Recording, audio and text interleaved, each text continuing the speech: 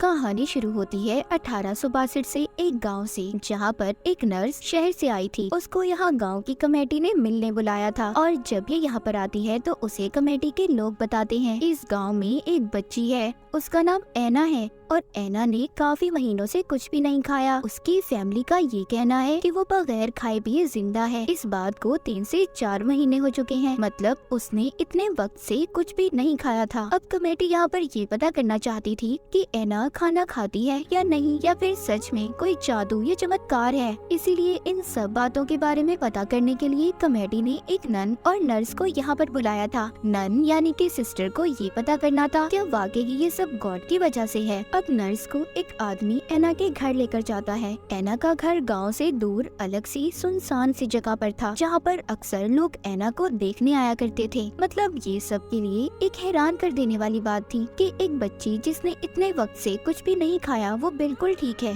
Nurse जब ऐना को देखती है तो वो भी हैरान हो गई थी, क्योंकि ऐना देखने में बिल्कुल फिट लग रही थी। ऐना की फैमिली में उसके मॉम डैड और उसका एक भाई भी था, मगर उसके भाई की मौत हो चुकी थी। और इस बात का पता करने के लिए नर्स कब्रिस्तान भी जाती है, जहाँ पर उसके भाई की कब्र उसे मिल गई थी। नन और नर्स दोनों ये फैसला करती है कि 8 घंटे नर्स ड्यूटी देगी और 8 घंटे नन, क्योंकि 14 दिन के बाद उन्हें कमेटी को रिपोर्ट देनी थी कि ऐना खाना खाती है या नहीं, और इसी काम के लिए उन्हें यहाँ पर बुलाया गया था। नर्स जब ऐना पर नजर रखती थी तो वो बिल्कुल भी सोती नहीं थी, मगर उसके बावजूद उसे नहीं पता चला था कि ऐना को खाना कौन खिलाता है। लेकिन नर्स को इस बात पर पूरा यकीन था कि ऐना को कोई ना कोई तो है जो चुपके से उसे खाना खिलाता है, क्योंकि वो जानती थी कोई भी जादू नहीं है। उसने साइंस को पढ़ा था, वो जानती थी कि कुछ भी हो जाए पर इंसान खाए पिए बगैर जिंदा नहीं रह सकता। नर्स उसके पूरे कमरे की तलाशी भी लेती है, मगर उसको खाना कहीं से भी नहीं मिलता। साथ ही में वो ऐना की मॉम से भी बात करती है, जिससे उसे पता चलता है कि ऐना की मॉम को अपने बेटे की मौत का बहुत गम है। मगर ऐना की फैमिली बहुत सी चीजों पर यकीन रखती थी,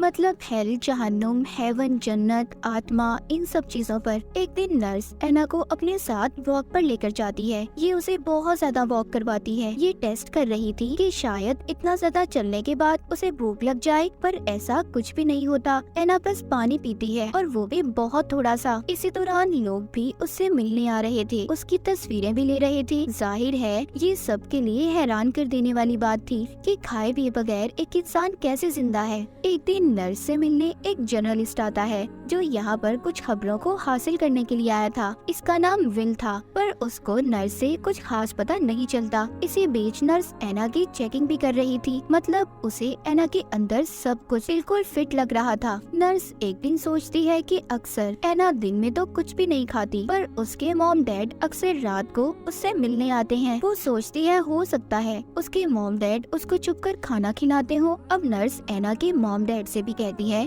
कि 2 हफ्ते तक ऐना से कोई भी नहीं मिल सकता। वो चाहे तो ऐना को दूर से देख सकते हैं, पर कोई भी ऐना के पास नहीं आएगा। ऐना की मॉम को इस बात पर बहुत गुस्सा आ रहा था कि नर्स उनको उनकी बेटी से दूर कर रही है, पर इस बात से नर्स को कोई फर्क नहीं पड़ता। जब नर्स ने ऐना की फैमिली को उससे दूर कर दिया था, तो कुछ दिन बाद नर्स ये नोटिस करती है, देखती है कि ऐना का एक दांत टूट गया है। दांत टूटने की वजह से ऐना को काफी दर्द हो रहा था, पर फिर भी ये बात नर्स उसकी फैमिली को नहीं बताती। बाहर नर्स एक लेडी से मिलती है, उससे विल के बारे में पूछती है, जो अब तक इसके पीछे पड़ा हुआ था और इससे बात करना चाहता था। वो लेडी बताती है कि विल पहले इसी गांव में ही रहा करता था, मगर जब उसने पढ़ाई करनी थी तो गांव से शहर पढ़ने चला गया। लेकिन जब वो इस गांव में नहीं था तो गांव के हालात बहुत ज्यादा खराब हो गए थे। खाने पीने के लिए कुछ भी नहीं था और उसकी फैमिली की भी इसी वजह से मौत हो गई। पर उसकी फैमिली ने ये फैसला किया था कि वो इस बारे में किसी को भी कुछ नहीं बताएंगे। उन्होंने खुद को अपने ही घर में बंद कर लिया और भूख की वजह से मर गए। ये सब बातें सुनने के बाद नर्स का दिल थोड़ा सा पिघल गया था, इसीलिए वो अब विल से मिलने का फैसला करती है। ये जब विल से मिलती है तो वो बताता है कि अगर मैं ऐना से मिल लूं तो कुछ ना कुछ तो पता जरूर लगा लूंगा कि ऐना को किस तरीके से खाना मिल रहा है, क्योंकि विल को भी यही लगता था कि कोई छुपकर ऐना को खाना दे रहा है। पर ऐना सबसे यही कहती थी कि उसे खाना खाने की जरूरत नहीं है, उसको हेवन, जन्नत से खाना मिलता है और वो इसी खाने पर जिंदा है। एक दिन वॉक पर जाने के बहाने नर्स ऐना को को विल से मिलवा देती है, पर वो भी ज्यादा कुछ पता नहीं लगा पाया था। अब आहिस्ता आहिस्ता नर्स ये देखती है कि एना की तबीयत खराब होने लगी थी। नर्स डॉक्टर को भी यहाँ पर बुलाती है, जो यहाँ की कमेटी का ही डॉक्टर था। वो नर्स से कहता है कि तुम्हें ज्यादा गहराई में जाने की जरूरत नहीं है, तुम्हें सिर्फ यहाँ पर ये पता करने के लिए बुलाया गया है कि एना खाना खाती है या नहीं, और तुमने किसी बात के बारे में कुछ पता नहीं करना। और डॉक्टर उसकी कोई मदद नहीं करता। अब इस बात पर नर्स को बहुत गुस्सा आता है। उधर एना की हालत बहुत ज्यादा खराब हो रही थी। नर्स जबरदस्ती एना को सूप पिलाने की कोशिश करती है।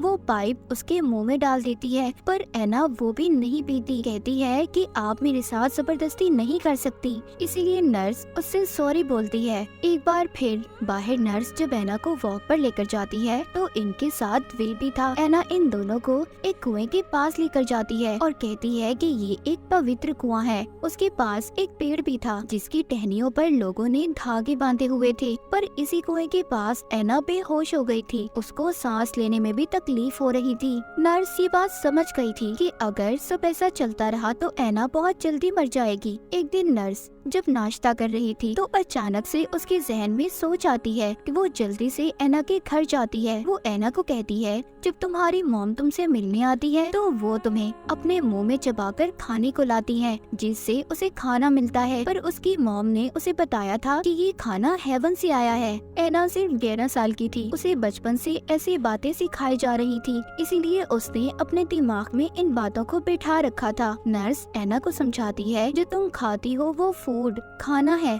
पर एना को ये बात समझ नहीं आ रही थी। नर्स उससे पूछती है कि तुम इतनी इबादत क्यों करती हो। एना उसको बताती है कि मैं दिन में 33 मर्तबा इबादत करती हूँ, फास्ट रखकर यानी भूखा रहकर। मुझे किसी की आत्मा को हेल से हेवन में भेजना है, और ये सब बातें मुझे मेरी मॉम ने बताई हैं। नर्स उससे पूछती है, किसकी आत्मा को तुम हेवन में भेजना चाहती हो। अब एना बताती है। यहाँ पर हमें पता चलता है कि एना के भाई ने उसके साथ गलत रिश्ता रखा हुआ था। उसने एना से शादी भी कर ली थी, पर शादी के कुछ वक्त के बाद उसके भाई की मौत हो गई। जब एना ने अपने भाई की मौत के बाद अपने मॉम डैड को अपने और उसके रिश्ते के बारे में बताया, तो उन्होंने एना से कहा था कि तुम्हें 33 मर्तबा इबादत करनी होगी, पर भूखा रहकर, जिससे तुम्हारे भाई की आत्मा हेल से हेवन में आ जाएगी। क्योंकि उन्हें लगता था कि उनका बेटा एना की वजह से ही मरा है। नर्स समझ गई थी कि सारा प्लान एना की मॉम डैड का है। वो जानबूझकर एना को मारना चाहते हैं ताकि एना अपने भाई और मॉम डैड की हकीकत किसी को ना बता दे। अब ये सब बातें नर्स कमेटी को तो नहीं बता सकती थी, बस इतना बता देती है कि एना को खाना मिलता है और उसकी मॉमी उसे चोरी छुपे खाना देती हैं। पर नर्स के साथ उधर नन भी थी, जो कह देती है कि इस बात को नहीं जानती, क्योंकि ऐसा मैंने कुछ भी नहीं देखा। कमेटी अपने सामने अब एना को भी बुलाती है। उससे पूछा जाता है, क्या तुम खाना खाती हो। एना सबसे यहाँ पर ये कह देती है कि मैं खाना खाती हूँ, पर मेरे लिए हेवन से खाना आता है। अब कुछ लोगों का ये मानना था कि एना खाना खा रही है, पर कुछ लोग इस बात को नहीं मानते। नर्स को जल्दी कुछ करना था, क्योंकि एना की हालत लगातार खराब हो रही थी। उसको सांस लेने की भी मुश्किल हो रही थी। इसीलिए नर्स विल के साथ मिलकर एक प्लान बनाती है। उसका प्लान ये था कि वो एना को अपने साथ लेकर जाएगी, मगर किडनैप अगवा करके, क्योंकि वो जान चुकी थी कि एना की फैमिली बिल्कुल अच्छी नहीं है और उन्हें एना की बिल्कुल भी जरूरत नहीं है। नर्स सभी गाँव वालों से कहती है कि वो एना के लिए पूजा रख रही है, जिसमें गाँव के सभी लोग आएंगे और एना नहीं आएगी क्योंकि वो बीमार है। जब सभी गाँव वाले पूजा में मसरूफ थे तो नर्स एना के पास जाती है। उसको समझ आ गई थी कि एना ऐसे नहीं समझेगी, उसको उसकी मॉम की जुबान में ही समझाना होगा। नर्स उससे कहती है, देखो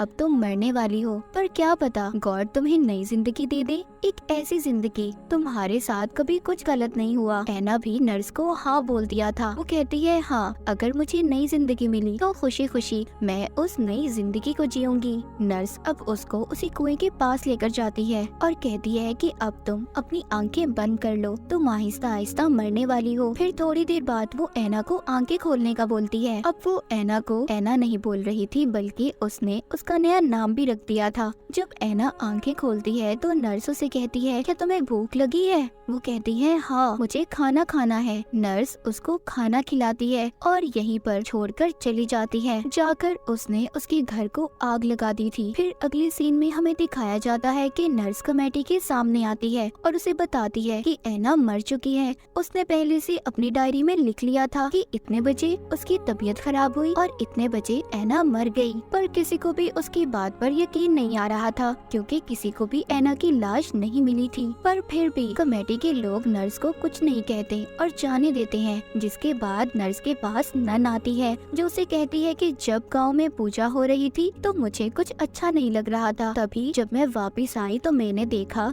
एक आदमी घोड़ा गाड़ी पर अपने साथ ऐना को ले जा रहा था। नर्स अब नन को सब कुछ बता देती है। नन उससे पूछती है क्या अब वो बेहतर जगह पर है। नर्स कहती है जी, अब वो महफूज है और एक अच्छी जगह पर है। उसके बाद नर्स भी गांव छोड़कर चली गई थी। इस पूरे काम के लिए नर्स को पैसे दिए जाने थे, पर कमेटी ने उसे कोई पैसा नहीं दिया था, क्योंकि उन्हें अभी तक इस बात का पता नहीं चला था कि ऐना खाना खाती थी या नहीं, या फिर गॉड की तरफ से उसे खाना मिलता था। दरअसल कहानी में ये वो वक्त दिखाया गया है जब लोग ऐसी बातों पर बहुत यकीन रखते थे। जैसे कि कहा जाता है कि अगर काली बिल्ली आपके आगे से गुजर जाए तो आपके साथ अच्छा नहीं होगा। जैसे कि नंबर 13 नंबर को लोग अच्छा नहीं समझते थे। तो इन बातों पर यकीन मत करें, अपने ऊपर यकीन करें कि आप क्या कर रहे हैं और क्या कर सकते हैं, क्योंकि उस वक्त के लोग वो इन चीजों को ही सब कुछ मानते थे। नर्स ऐना को लेकर शहर में ले आई थी। विल भी इनके साथ था। ये सिडनी में आ गए थे अपनी नई पहचान के साथ। नर्स ने सबको ये नहीं बताया था कि ऐना के मॉम डैड और उसके भाई ने उसके साथ क्या क्या किया, बल्कि नर्स को सिर्फ ऐना की जान बचानी थी।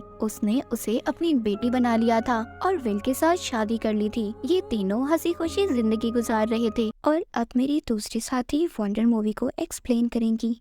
स्टार्ट में हमें एक लड़की दिखाई जाती है जो कि सोच रही होती है कि इंसान किस चीज को ज्यादा वैल्यू देता है, प्यार को या मोहब्बत को। और फिर इसके बाद हम स्कूल की एक फुटबॉल टीम की मैनेजर को देखते हैं जिसका नाम बैम है। बैम एक लड़के को पसंद करती है और उसका नाम है ओ। ये ओ के पास जाती है और उसे कहती है कि क्यों ना आज हम आइसक्रीम खाने के लिए जाएं, मगर वो इसकी बात नहीं सुनता और वो कहता है कि मैं नहीं जाना चाहता क्योंकि आज मेरी मॉम के साथ मेरी एक बहुत ही अहम मीटिंग है। ये सुनकर बैम परेशान हो जाती है और यहाँ पर एक कोच भी आता है। ये इनकी फुटबॉल टीम का कोच है जो यहाँ पर अब एक न्यू मैनेजर को लेकर आया है। इस न्यू मैनेजर का नाम है नैनो। ये न्यू मैनेजर देखने में काफी ज्यादा प्यारी है, अच्छी बातें करती है और काफी ज्यादा खुश इखलाक भी लगती है, जिसकी वजह से सबको वो बहुत अच्छी लग रही होती है। और बैम को ये बात अच्छी नहीं लगती, उसे देखकर ये बहुत ज्यादा जेलस हो रही होती है। फिर बाद में हम देखते हैं कि ये सभी अब नई मैनेजर को पार्टी देना चाहते हैं, उसे वेलकम पार्टी देना चाहते हैं और इस वजह से बहुत खुश हैं। नई मैनेजर नैनो भी मान जाती है और वही लड़का ओ जो कि पहले कह रहा होता है कि मुझे अपनी मॉम से बात करने के लिए जाना है, अब वो पार्टी में आने के लिए बिल्कुल तैयार था। और ये बात अब बैम को अच्छी नहीं लगती। आहिस्ता आहिस्ता इसकी नफरत नैनो के लिए बढ़ती जा रही है।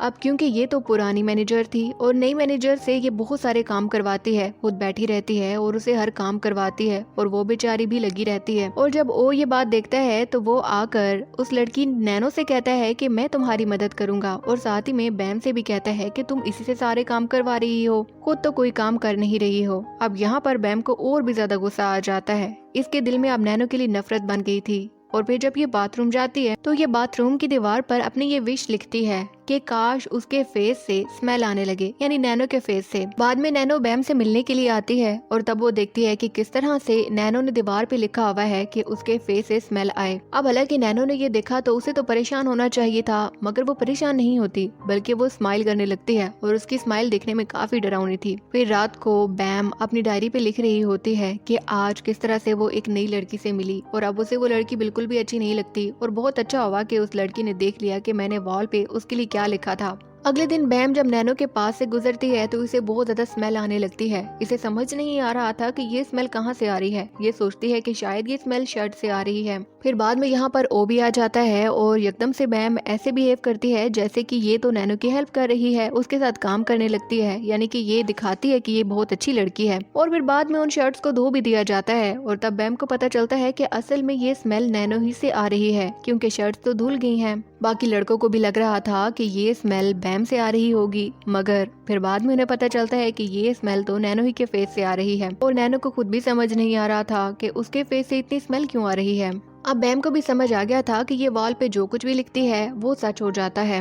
इसलिए दोबारा से ये वॉल के पास जाती है और वहाँ पर लिखती है कि ओ मुझे पसंद करने लगे। फिर अगले सीन में हम देखते हैं कि ये कोच के पास खड़ी हुई होती है कि तभी इन दोनों के पास एक बॉल आता है और ओ उस बॉल को बैम पर नहीं लगने देता। बैम को लगता है कि शायद उसका लिखा सच होने वाला है, मगर फिर ओ कहता है कि मैं तो कोच को बचाने के लिए आगे आया था, तुम्हें बचाने के लिए नहीं। अब बैम कहती है कि मतलब जो मैंने लिखा वो सच नहीं हुआ। फिर यहाँ पर एक और लड़का टैंग भी आता है जो कि आकर बैम से कहता है कि तुम्हें लगता है कि ओ तुम्हें पसंद करेगा या तुम्हारी हिफाजत करेगा, तुम्हारी हिफाजत करने से तो बेहतर है कि किसी डॉग की हिफाजत की जाए। ये बात बैम को बिल्कुल भी अच्छी नहीं लगती, इसे बहुत गुस्सा आता है और अगली दफा ये बाथरूम जब जाती है तो ये टैंग के बारे में गुस्से में वॉल पे लिख देती है कि टैंग एक डॉग है। फिर बाद में जब स्कूल के सभी स्टूडेंट फुटबॉल खेल रहे होते हैं तो तभी टैंग इस तरह से बिहेव करने लगता है जैसे कि वो डॉग हो। वो सब पे भौंक रहा था और बिल्कुल कुत्ते की तरह बन गया था। इसी वजह से एकदम से उसे पकड़कर एम्बुलेंस में लेकर जाया जाता है क्योंकि उसकी हालत बहुत खराब थी। इधर बैम को ये बात समझ आ गई थी कि वॉल के ऊपर अगर ये किसी की नफरत में कुछ लिखती है तो वो सच हो जाएगा और अगर ये किसी से मोहब्बत में कुछ लिखती है तो वो सच नहीं होगा।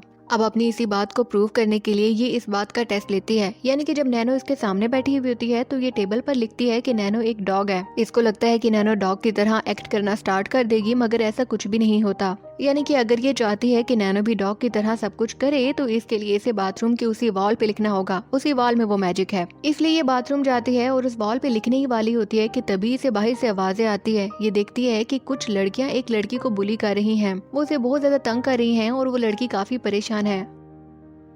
अब ये बैम उसकी मदद करना चाहती थी, इसलिए ये बाथरूम से बाहर आती है और फिर उस लड़की से कहती है कि कभी कभी किसी को तकलीफ पहुंचाने के लिए या किसी की नफरत में हम वॉल पे कुछ लिखें तो वो सच भी हो जाता है। उस लड़की को इसकी बातों का यकीन नहीं आता और वो वहाँ से चली जाती है। फिर बाद में हम देखते हैं कि नैनो जिसमें से स्मेल आ रही थी उसमें से स्मेल आना खत्म हो जाती है और वही लड़का जो कि डॉग की तरह बिहेव कर रहा था टैंग, वो भी बिल्कुल ठीक हो जाता है। बैम ये देखकर हैरान हो जाती है और ये फौरन से भागकर बाथरूम की तरफ जाती है। वहाँ जाकर ये देखती है कि मेड बाथरूम को साफ कर रही थी और उसने वॉल पर से इसकी लिखी हुई बातें मिटा दी थी। ये उसे कहती है कि तुमने ये क्यों मिटाई, इसे यही लिखा रहने दो। मगर वो कहती है कि यही मेरा काम है और मैं जरूर करूंगी और अगर तुम मुझे तंग करोगी तो मैं तुम्हारी शिकायत जाकर प्रिंसिपल को लगाऊंगी। अब क्योंकि बैम ने उसके साथ बदतमीजी की हुई है तो इसलिए उस मेड को बहुत गुस्सा आता है और वो कोच को जाकर इसके बारे में बता देती है कि किस तरह से इसने उसे बदतमीजी की और उसे सफाई का काम भी नहीं करने दिया। ये बात सुनकर कोच को भी गुस्सा आता है। वो बैम को बुलाता है और कहता है कि इनसे माफी मांगो। बैम कहती है कि मैं इनसे माफी नहीं मांगूंगी। वो यहाँ से चली जाती है और सीधा बाथरूम में जाती है और कुछ ऐसा लिखती है कि कुछ देर बाद ये खुद भी परेशान हो जाती है क्योंकि ये देखती है कि इसने जिस मेड के बारे में लिखा था उसने अपने आप को मार दिया।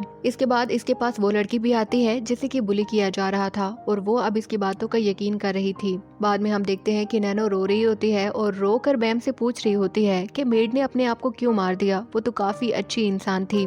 नैनो की बातें सुनकर अब बैम को भी बुरा लग रहा था। इसे अपनी गलती का एहसास हो गया था। इसने वॉल पे खुद लिखा था कि वो मेड अपने आप को खुद ही मार दे अपना गला दबाकर, और अब क्योंकि इसे अपनी गलती का एहसास हुआ था ये फौरन से बाथरूम जाती है और वहाँ जाकर अपने लिखे हुए अल्फाज मिटाने लगती है। उन्हें मिटाकर जैसे ही ये बाहर आती है तो ये कुछ लड़कियों से सुनती है जो कि बातें कर रही थी कि वो मेड जो कि मर गई थी वो एकदम से जिंदा हो गई है और बिल्कुल ठीक है, ऐसे जैसे उसे तो कुछ हुआ ही नहीं था। फिर बाद में बैम नैनो को देखती है और ओ को देखती है जो कि दोनों एक साथ बैठे हुए होते हैं और काफी अच्छे दोस्त बन गए हैं। ये फिर जेलस हो जाती है और वही नैनो जो कि खुश होकर बातें कर रही थी एकदम से अपने मुंह को छुपाकर भागने लगती है। उसके फेस पर बहुत सारे पिंपल बन चुके थे और समझ आ रहा था कि वो सिर्फ और सिर्फ बैम ही की वजह से बने हैं। इसी ने उस वॉल पे उसके बारे में ये लिखा होगा और इसे अपनी गलतियों का बिल्कुल भी एहसास नहीं है। फिर आधी रात को बैम जागती है तो देखती है उसके सामने वो मेड और नैनो बैठी हुई होती है और नैनो बार बार इसे पूछ रही होती है कि तुमने मेड को मारने वाली बात क्यों लिखी, तुमने उसके साथ ऐसा क्यों किया। वो बार बार इसे पूछ रही होती है और तभी बैम की आंखें खुल जाती हैं और ये सब इसका ख्वाब था। नैनो और वो मेड इसके सामने अभी मौजूद नहीं थी। अगले दिन जब सभी स्टूडेंट क्लास में पढ़े होते हैं तो एक लड़की पढ़ते हुए उठती है और विंडो से छलांग लगाकर अपने आप को मार देती है। बैम ये देखकर हैरान हो जाती है और फौरन से बाथरूम की तरफ भाग कर जाती है क्योंकि उसने तो ऐसा कुछ भी नहीं लिखा था और वहाँ पर किसी और लड़की ने उस लड़की के मरने के बारे में लिखा हुआ था और वो कोई और नहीं बल्कि वही लड़की थी जिसे कि बुली किया जा रहा था और जिसे बैम ने उस वाल के मैजिक के बारे में बताया था। और फिर इसके बाद आहिस्ता आहिस्ता सारे स्टूडेंट उस बाथरूम में जाते हैं और कुछ न कुछ लिख के आते हैं और पूरे स्कूल की सिचुएशन सिचुएशन कंट्रोल के बाहर हो जाती है। यहाँ तक कि स्कूल के प्रिंसिपल को भी मार दिया जाता है। पूरे स्कूल में ये इन्फॉर्मेशन फैल चुकी थी और हर कोई उस वाल का गलत इस्तेमाल कर रहा था। और बाद में बैम को पता चलता है कि ये इन्फॉर्मेशन उसी लड़की ने फैलाई है जिससे कि इसने उस बारे में बताया था। बैम उस लड़की के पास जाती है और उससे कहती है कि मैंने तुम्हें ये बात बताई थी और तुमने सब लोगों को बता दी, और इससे जानती हो कि कितना नुकसान हो रहा है, कितने लोगों की जानें जा रही हैं। इस पर वो लड़की कहती है कि मैंने जो किया अच्छा किया, जो कोई गलत काम करेगा उसे उसकी सजा तो मिलनी चाहिए। फिर बैम बाथरूम में जाती है और वहां जाकर देखती है कि बहुत सारी बातें लिखी हुई हैं। हर कोई कुछ न कुछ लिखने के लिए आ रहा है और उनमें से एक लाइन तो ओ के लिए भी लिखी हुई थी। ये देखकर ये परेशान हो जाती है और फौरन से ओ के पास जाकर उसे कहती है कि खेलना बंद करो और घर चले जाओ, तुम यहाँ पर अभी सेफ नहीं हो। मगर वो इसकी बात नहीं सुनता। ये बार बार उसे मनाने की कोशिश करती है और इसी सब में उसको गिरा देती है। और जब वो गिरता है और जख्मी हो जाता है, मगर तभी बैम को वहाँ पर एक पेन मिलता है। उसे देखकर इसे ओ की ही एक फ्रेंड पर शक होता है और ये उससे कहने लगती है कि तुम ही हो ना जिसने ओ के बारे में वॉल पे वो सब कुछ लिखा है। मगर वो फ्रेंड इसकी बात को नहीं मानता और कहता है कि मैंने ऐसा कुछ भी नहीं लिखा, और अपने दोस्त को बचाने लगता है। अब बैम खुद ओ के बारे में वो सब कुछ मिटाने के लिए जाती है, मगर जब ये मिटाने के लिए जाती है तो वहाँ पर देखती है कि किसी ने ये भी लिखा हुआ था कि जो कोई भी इन लाइनों को मिटाने की कोशिश करेगा वो मारा जाएगा। अब ये वापस आ जाती है और ये परेशान थी कि मैं क्या करूं ओ को बचाने के लिए। और तब इसके पास नैनो आती है। ये नैनो के सामने अपनी गलती का एतराफ करती है और नैनो से कहती है कि मैंने तुम्हारे लिए कितना कुछ बुरा सोचा और अब मैं खुद फंस गई हूँ और मैंने ओ की जान को भी खतरे में डाल दिया है। नैनो इसकी बात सुनती है और जोर जोर से हंसने लगती है और वो कहती है कि जो कुछ भी बुरा हुआ है वो तुम्हारी ही वजह से हुआ है, और अगर तुम्हें इतनी ही हिम्मत है तो जाकर दीवार पे सब कुछ लिखा मिटा कर आओ और सबके सामने अपनी गलती का एतराफ करो। इस पर बैम कहती है कि मैं ये सब कुछ कर सकती हूँ। वो भागकर बाथरूम की तरफ जाती है, मगर पीछे से नैनो जोर जोर से सबको ये बता देती है कि बैम बाथरूम में सब कुछ लिखा हुआ जो भी है उसे मिटाने के लिए जा रही है। और फिर हम देखते हैं कि स्कूल के वही स्टूडेंट जिन्होंने वो सब कुछ लिखा हुआ था वो बैम के पीछे बाथरूम जाते हैं। अब बैम बाथरूम में होती है और उन सब लफ्जों को मिटाने की कोशिश कर रही होती है, जबकि बाकी सभी स्टूडेंट बाहर से दरवाजे को खटखटा रहे होते हैं। वो बहुत शोर मचा रहे होते हैं। बैम उनसे तंग आकर दीवार पे कुछ लिखती है और इसके बाद दरवाजा खोलती है तो बाहर कोई भी नहीं था। यहाँ तक कि पूरे स्कूल में उसे कोई भी नजर नहीं आ रहा था सिवाय नैनो के। ये खुद भी बहुत ज़्यादा परेशान हो गई थी और इसके बाद आहिस्ता आहिस्ता चलते चलते ये अपने घर जाती है। और घर में जाकर जब ये मिरर में अपने आप को देखती है, यानी कि शीशे में देखती है, तो इसे पता चलता है कि वो सभी लोग नहीं बल्कि ये खुद भी इस दुनिया से गायब हो चुकी है, क्योंकि इसने वॉल पे यही लिखा था कि ये सब लोग गायब हो जाएं और उसमें ये खुद भी शामिल थी। और ऐसे दूसरों का बुरा सोचते सोचते इसने अपने साथ भी बुरा कर दिया और एंड इतना ज्यादा बुरा हुआ कि अब ये अपनी गलती को ठीक भी नहीं कर सकती। और इसी सीन के साथ ये एपिसोड एंड हो जाती है।